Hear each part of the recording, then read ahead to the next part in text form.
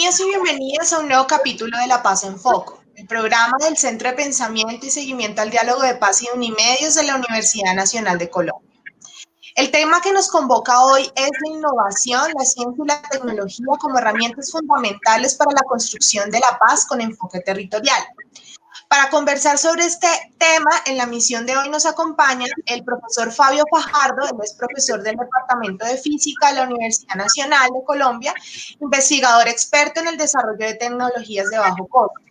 También se encuentra con nosotros el profesor Alejandro Fula, él es docente asociado de la Facultad de Minas de sede Medellín, investigador experto en transición energética y postconflicto. Profesores, muchas gracias por acompañarnos el día de hoy. Muy buenas tardes y gracias por la invitación. Muy buenas tardes, Lina. Gracias por tenernos acá. Profesores, la desigualdad social y la ausencia del Estado en amplias regiones del país ha sido históricamente una de las causas estructurales que han prolongado el conflicto social y armado. Hoy en día es sumamente importante aportar a la transformación de estas problemáticas generando condiciones de bienestar para la población vulnerable y rural, a través de herramientas como la ciencia, la tecnología y la innovación, que son fundamentales para dar soluciones eficientes a los problemas socioeconómicos y así contribuir a la construcción de una paz estable y duradera. Profesor Alejandro, ¿qué importancia tienen las ciencias aplicadas y el uso de la tecnología en la transformación social y la construcción de la paz desde una perspectiva territorial en Colombia?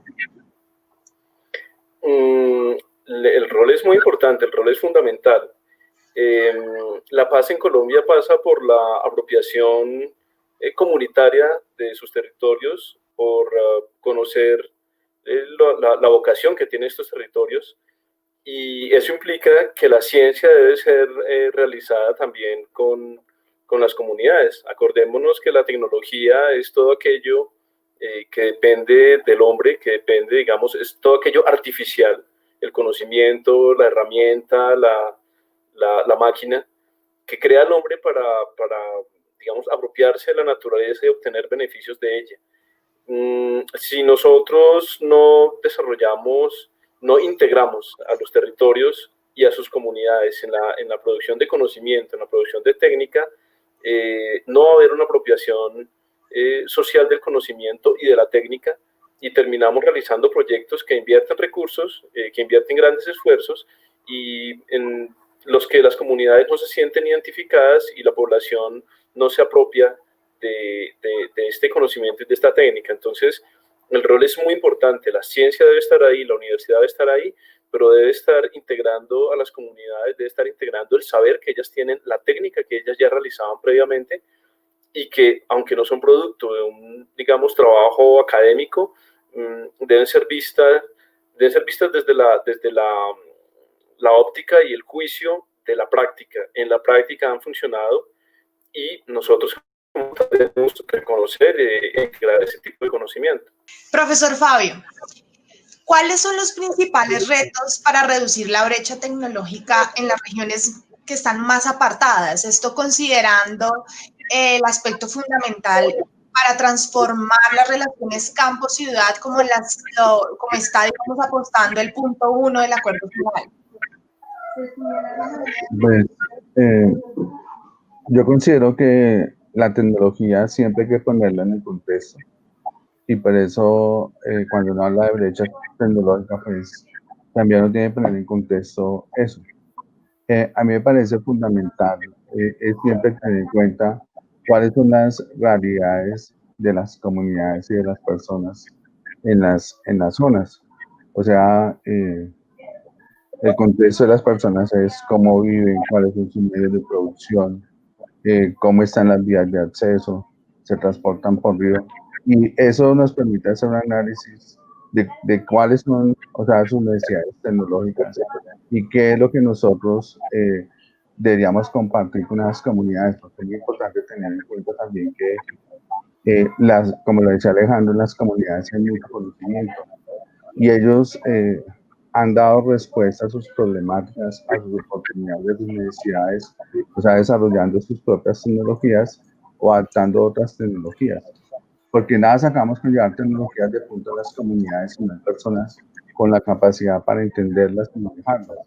Por eso es fundamental, o sea, es ver cuál es el contexto y a partir de ahí, o sea, hacer propuestas tecnológicas, pero que no sean llevadas, o sea, como, es que nosotros somos los expertos y decimos qué tecnologías tienen, sino que sea el diálogo entre las comunidades, digamos aquí la universidad, que se vea qué es lo mejor y lo que necesitan, pues para dar respuesta a determinadas problemáticas.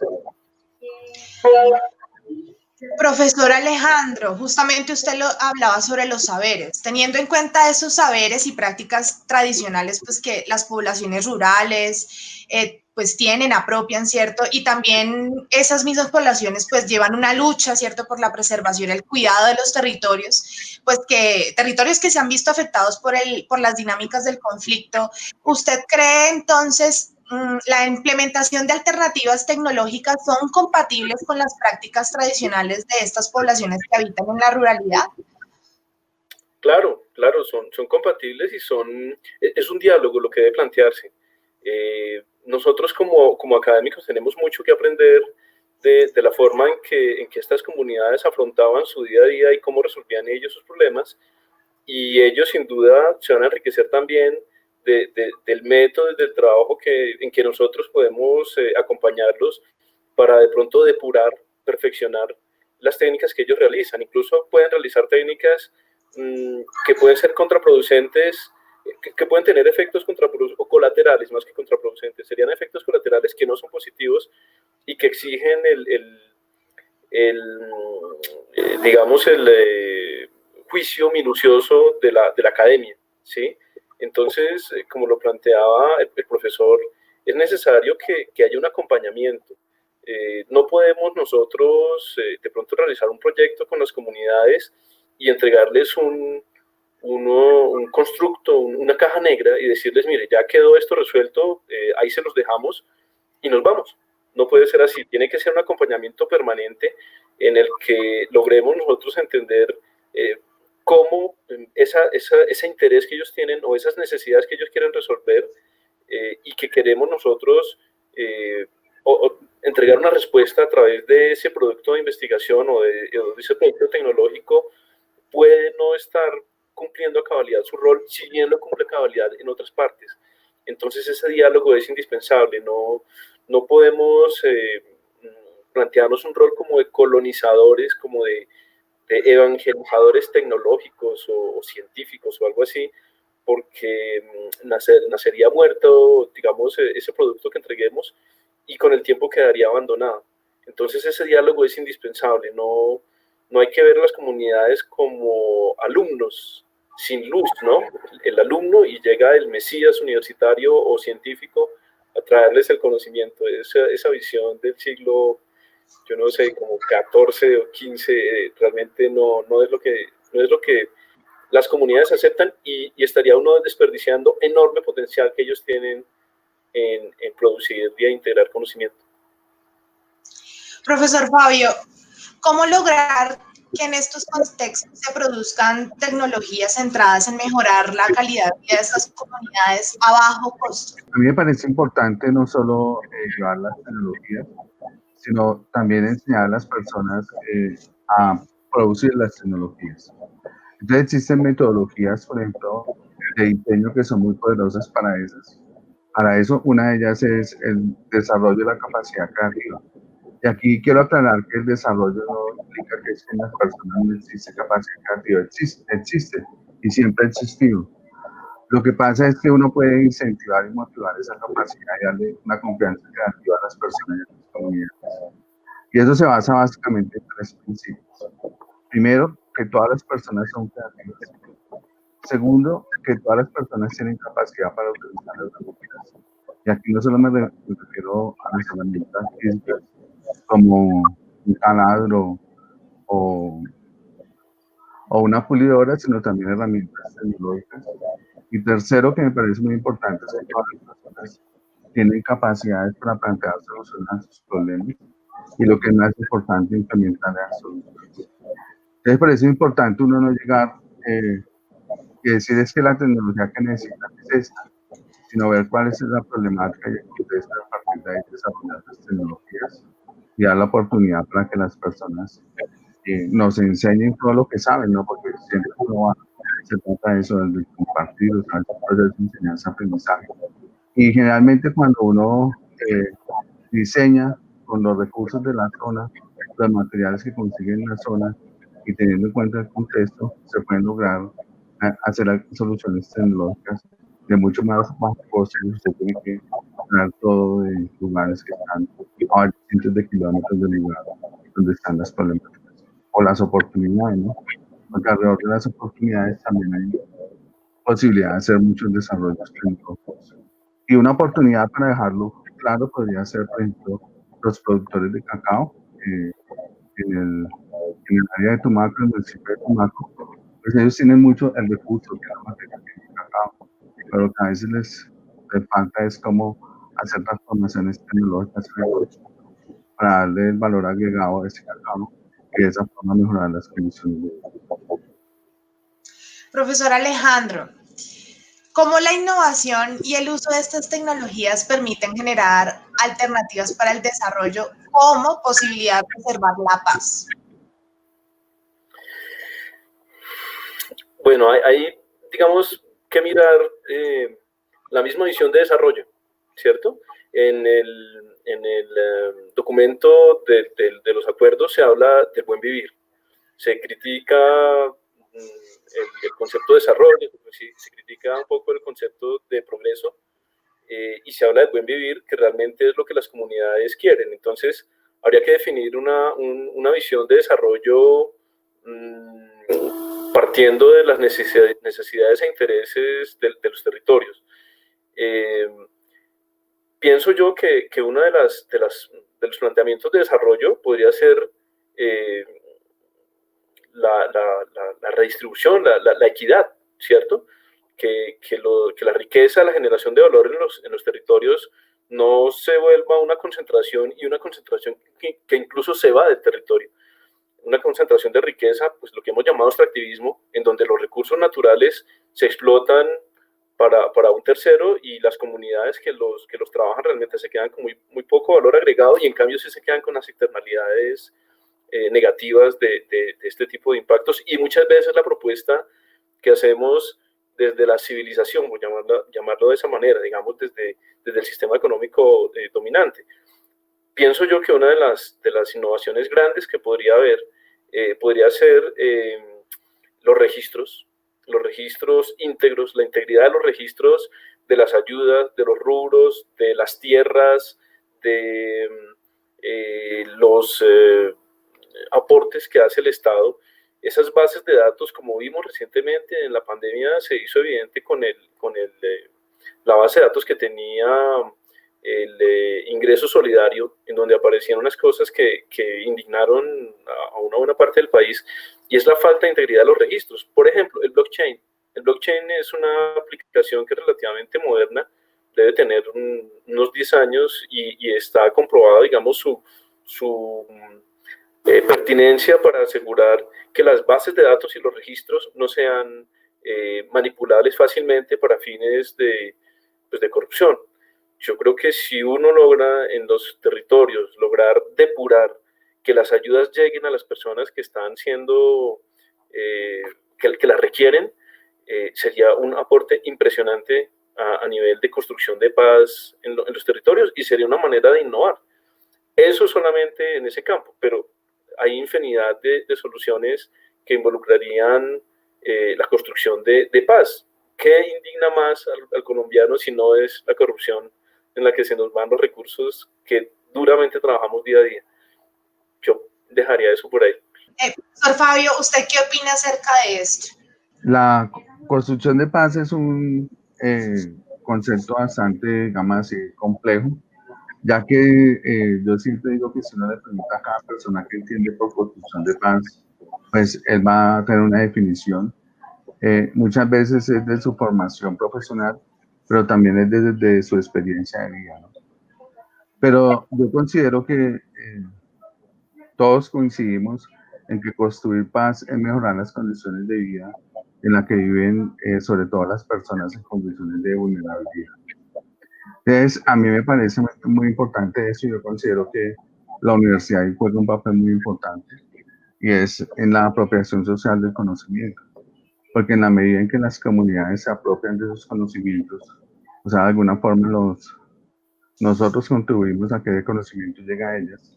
Entonces, muchas de esas comunidades van a poder mejorar sus condiciones de vida y por lo tanto estamos contribuyendo a la construcción de paz.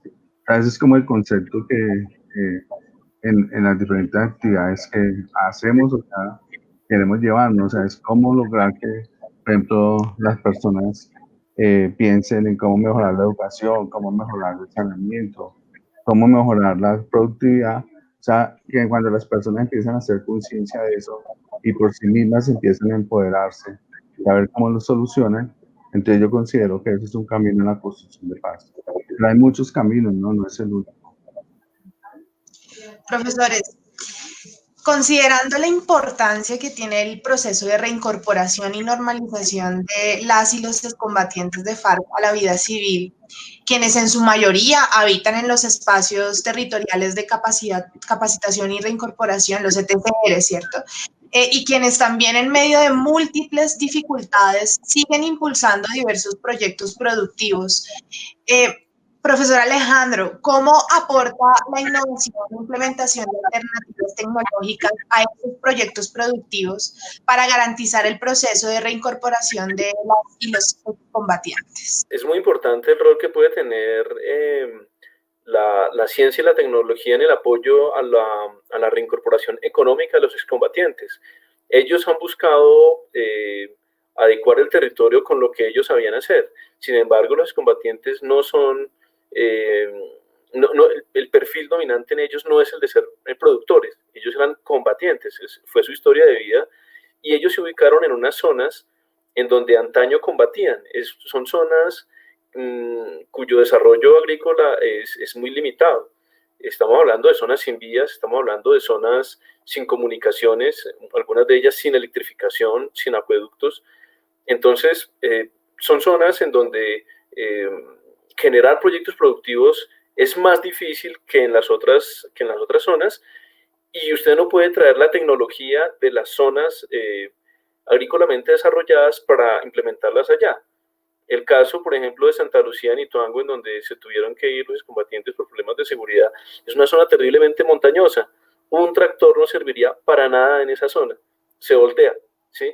Y en ese sentido, ellos deben desarrollar sus propias soluciones que no deberían ser, debido a que tienen que competir en el mercado, no deberían ser buscar competir en cantidad, sino en calidad. Y en calidad me refiero yo a hacer una producción más artesanal, más de denominación de origen, más bio, más orgánica, y producir de una manera en donde los centros de consumo consideren que ese producto, ese tomate, ese huevo, ese frijol que ellos producen es más sano que el frijol que usted encuentra, digamos, en el mercado.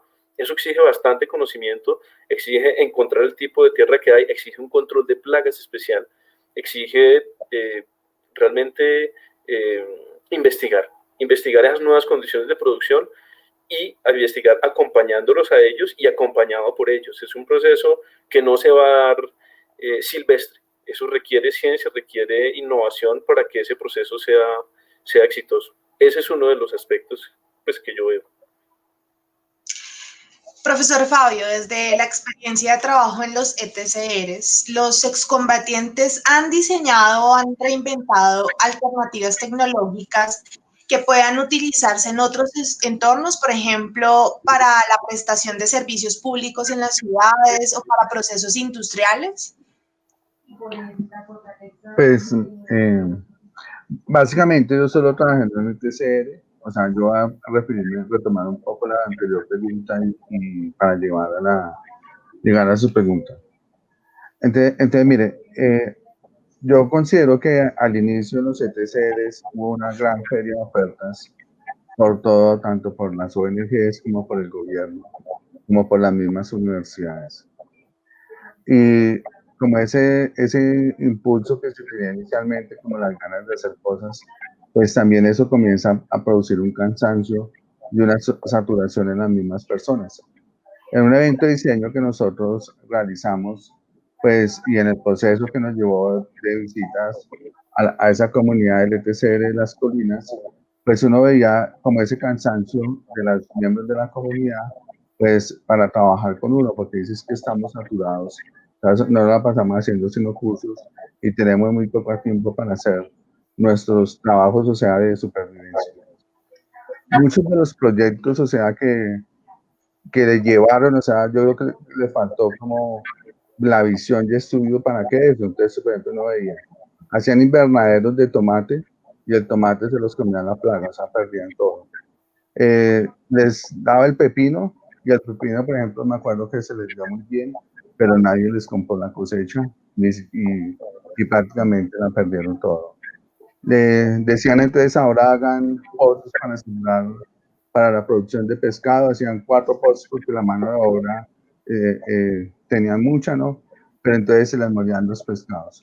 Entonces mire que yo considero que al principio se da una gran cantidad de recursos, de pronto ahorita ya a lo mejor no hay tantos, pero faltó como un poco de planeación, qué era lo que se necesitaba en las zonas y qué era lo que se quería en las zonas. Desde mi punto de vista personal, también faltó que se integraran en las comunidades locales. O sea, yo considero que todas las ayudas fueron para los ETCR y se olvidaron de las comunidades. Entonces, la gente se quejaba que era que todo el mundo pasaba y ni siquiera paraban los pequeños caseríos a tomarse una gaseosa, sino seguía de una vez de largo para los ETCRs. Entonces se tomó esos lugares como entes aislados, como islas, pero no en ningún momento se intentó integrarlas a los mercados regionales o a las necesidades regionales o a los contextos regionales que eran los vecinos, ¿no? Entonces yo considero que hubo una gran falla, ¿no? O sea, ¿por qué no se trabajaba conjuntamente con las comunidades? Y uno ve, o sea, algunos se ubicaron en zonas de muy difícil acceso. Por ejemplo, de San José Guaviare a Las Colinas son solo 40 kilómetros, pero el viaje duraba en una 4x4, 3 horas y se ven otras cosas, pues, y en el invierno mucho más. Entonces, eso es, o sea, el problema es que cómo se hace y cómo se replantea, y ahorita que hay mucho menos recursos. Y por supuesto, yo considero que de pronto lo que faltó es preguntarles a ellos sobre ustedes qué sabían hacer. Y a partir de lo que sabían hacer, pues que no tuviera nada que ver con el conflicto, por supuesto, pero todo el mundo tiene conocimiento, es plantear cosas que supieran hacer y qué hacían los vecinos, ¿no? O sea, cómo sustituían los vecinos y a partir de ahí haber integrado, ¿no? Yo considero que se perdió esa gran oportunidad. Además, otro problema era que las poblaciones eran muy, digamos así, fluctuaban mucho, entonces eso también dificulta un trabajo de continuidad. Pero por supuesto yo considero que eso sería un trabajo muy interesante de saber indagar, o sea, qué tecnologías, porque para sobrevivir ellos usaban algunas tecnologías. Yo vi algunas, por ejemplo, estufas ahorradoras de leña, ¿no? Cuando usted, por ejemplo, iba a los campesinos, tenían estufas que eran muy ineficientes, ellos hacían unas que eran mucho más eficientes, por decir alguna cosa, ¿no? Entonces, ellos con certeza tenían conocimientos, pero que nunca hubo un trabajo, como decir, o sea, cómo compartimos lo que saben para ayudar a la comunidad y viceversa, ¿no? Entonces, yo considero que ahí se perdió una gran oportunidad, pero de pronto yo diría que los recursos nuevos habría que replantear con ellos, o sea, de una forma, y con las comunidades, o sea, no pensar solo en ellos, sino también en las comunidades, para no crear, o sea, divergencias y como que, oiga, porque ellos y nosotros no siguen en las mismas condiciones, ya a veces en peores condiciones, para lograr, o sea, cosas que sean más duraderas. Justamente sobre esa última intervención, profesores, y esta ya va siendo nuestra última pregunta para ambos, y es la siguiente, es decir, hay múltiples experiencias, digamos, de situaciones, proyectos, ¿cierto?, en que la academia ha llegado a estos espacios territoriales a ofrecer estas herramientas como una forma de solución a las problemáticas de los combatientes, ¿sí? Pero ustedes creen, o cómo más bien ustedes creen que debe la academia llegar para, sí, ofrecer estas herramientas, pero al mismo tiempo poder generar espacios de reconciliación con las comunidades. Por eso también es muy importante, es decir, el uso de la innovación, de la ciencia, de la tecnología para la reconciliación. ¿Qué opinan acerca de esto? El profesor Fula. Bueno, pues yo pienso que las universidades, la academia puede llegar con estudiantes que hagan ese trabajo de pedagogía de lo que es la ciencia, de lo que es la solución tecnológica, guiados por docentes que estén sobre el terreno también.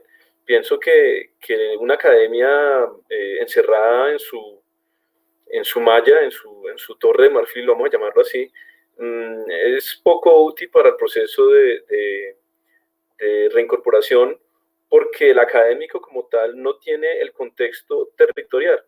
Y cuando usted llega al contexto territorial se da cuenta que incluso conseguir conexión a internet para mandar un WhatsApp puede implicarle a usted 2 horas de subirse hasta la colina más alta a ver si le capta. Entonces uno tiene soluciones para un contexto que es muy diferente. Creo que hay que instalarse en la zona. Creo que tienen que haber trabajos en donde el docente se quede 1, 2 o 3 semanas, donde esté acompañado de estudiantes que quieran quedarse en la zona y escuchar. Hay que escuchar, hay que observar, hay que entender, hay que ser muy prudente porque uno puede llegar, a veces con la denominación de experto, uno puede precipitarse a dar, entre comillas, soluciones y está completamente desubicado. Entonces, el primer rol de la academia para mí es escuchar y entender la problemática, y eso no va a suceder rápidamente, eso exige que usted tenga paciencia y tenga tiempo, escuchar, hablar mucho con las comunidades. Otro rol que es importante para la academia es tener planes continuados. A veces llegábamos a los sitios y las comunidades nos decían, sí, ustedes van a hacer aquí una tesis, un estudio, publican, acaba el semestre, el muchacho tiene nota y eso quedó botado. Entonces las comunidades también dicen, no, si usted va a llegar es porque se queda. Entonces es muy importante que eso suceda, es decir, que la universidad tenga una línea permanente, no solo de investigación, sino de financiamiento, y no sé si viene eso directamente a la universidad o es una propuesta que se hace al Estado o a la empresa privada, pero tiene que haber recursos para que realmente se pueda garantizar la continuidad del acompañamiento académico con las comunidades, y evidentemente que esas propuestas que se hagan involucren las fortalezas y los recursos de excombatientes, de víctimas, llamando víctimas los que están en el Registro Nacional de Víctimas, aunque sabemos que en el campo prácticamente todos son víctimas, excombatientes, víctimas y comunidad. Ese tipo de soluciones, digamos, con los 3 componentes, son las que mejor han funcionado, y hay un caso muy concreto y es el del caso, por ejemplo, del café de Paramillo. El CDR de Santa Lucía produce un café que tiene un altísimo registro del laboratorio del café, y lo producen precisamente campesinos que no son excombatientes, sino que son aledaños al ETCR, y lo que hace la gente de FARC es recoger, digamos, los esfuerzos, acopiarlo, y lograron plantear el sistema de tostado y de molido para que este café se venda, y en este momento lo está vendiendo en Medellín. Es un buen ejemplo de que eso funciona realmente. Gracias, profesor Pablo. Pues, yo considero que Alejandro lo estableció, digo, la reconciliación se tiene que dar a través del diálogo y del trabajo conjunto. Yo considero que los proyectos de la universidad deberían ser también, es decir, trabajo en los ETCRs, pero que haya también presencia en las comunidades aledañas a los ETCRs, porque esa es la única forma en que las personas van a empezar a conocerse y a perdonar, ¿no? O sea, porque la reconciliación a veces es también un perdón, porque en las comunidades hubo personas que sufrieron las consecuencias del prolongado conflicto colombiano, ¿no? Entonces a mí me parece que eso que es fundamental, ¿no? Y que todo lo que hagamos, o sea, se les pida que se necesita que no solo estén ellos, sino los miembros de la comunidad. Pero yo también pienso que no nos debemos focalizar solo en eso, en pensar que es que la construcción de paz se hace solo con los excombatientes, sino también queremos decir construcción de paz en todo el país y en el territorio, no solo están ellos, sino están los otros miembros de las comunidades. Y para eso a mí me parece fundamental que debemos buscar cosas mucho más profundas, porque si uno va y trabaja por decir algo, con 100 personas, eso es muy poquito dentro de todo el gran contexto colombiano. Y a mí me parece fundamental que la universidad pública tiene que repensarse, por ejemplo, repensar cómo hacer que los estudiantes contribuyan de alguna forma a que los 2,5 millones de analfabetas en Colombia aprendan a leer y escribir. Repensar, por ejemplo, cómo hacemos para que todas las estudiantes de la universidad pública presten un servicio social obligatorio donde vayan a los territorios y contribuyan a la construcción de paz. Yo considero que son cosas que nosotros tenemos y que tenemos que empezar a plantearle al gobierno para que dé recursos para que eso sea viable. Porque no es lo mismo que vayan 100 estudiantes a ustedes decirles que van a ir todos los estudiantes de las universidades públicas.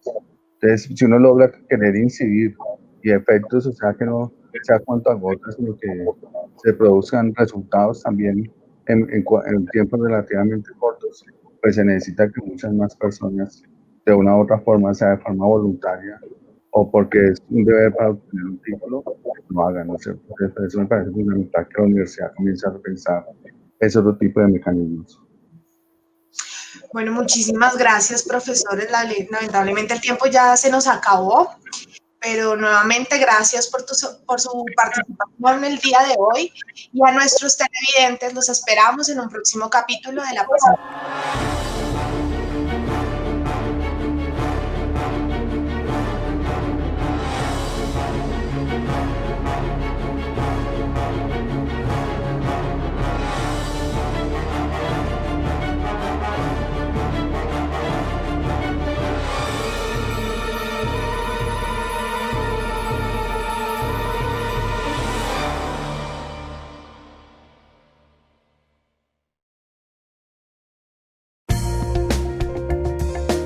Universidad Nacional de Colombia, proyecto cultural, científico y colectivo de Nación.